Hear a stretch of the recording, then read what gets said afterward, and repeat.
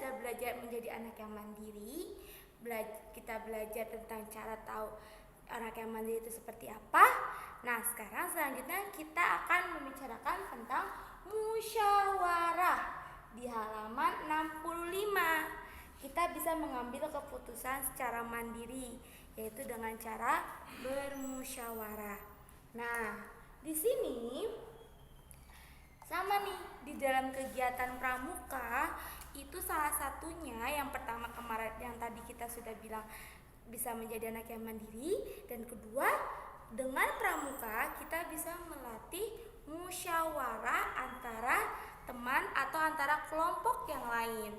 Nah, dalam kelompoknya biasanya tuh setiap barung kan hari Rabu itu pasti kalian suka bermusyawarah, berdiskusi. Apa sih musyawarah?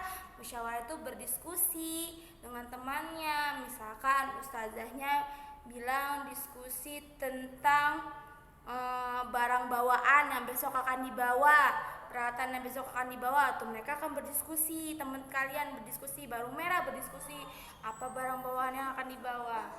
Yang kedua, bisa juga nih kalian disuruh sama ustazahnya mencari yang membuat yel-yel. Itu juga membuat yel-yel juga termasuk musyawarah yang kalian lakukan saat di kelompok barung kalian. Nah, ternyata musyawarah ini termasuk Pancasila, yang Pancasila urutan keempat, yaitu kerakyatan yang dipimpin oleh hikmat kebijaksanaan dalam permusyawaratan perwakilan, yang simbolnya adalah kepala banteng, yang termasuk banteng adalah hewan yang hidupnya berkelompok. Jadi karena Reza kan sudah bilang setiap simbol ini pasti mempunyai makna. Seperti ini simbolnya simbolnya banteng, kepala banteng ini, ternyata binatang banteng itu adalah hewan yang suka berkumpul.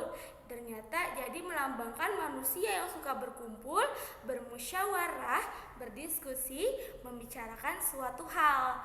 Nah, selanjutnya di sini halaman 67 ada gambar-gambar yang menunjukkan tentang musyawarah atau tentang pemilihan-pemilihan yang dilakukan secara bersama. Jadi bukan yang aku maunya itu, enggak, bukan seperti itu. Tapi bisa dibicarakan secara bersama-sama.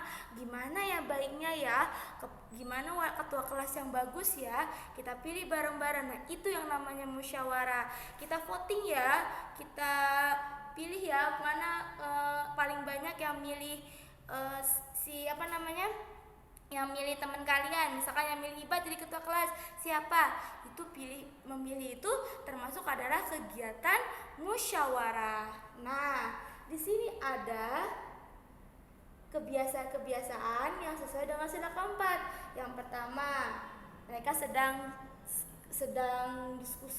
diskusi mau bermain, mereka mau main apa ya kira-kira, mereka berdiskusi.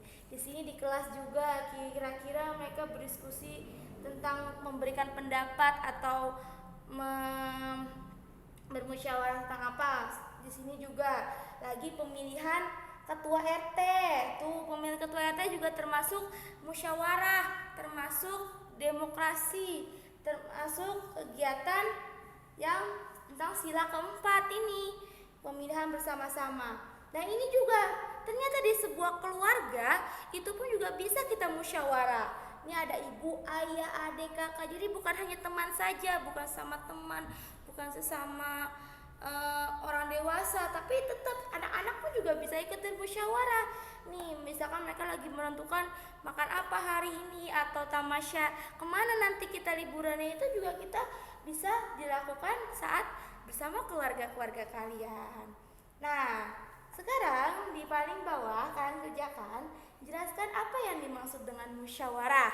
Apa ya kira-kira ya musyawarah itu ya. Yang kedua, apa tujuan musyawarah? Untuk apa kamu musyawarah?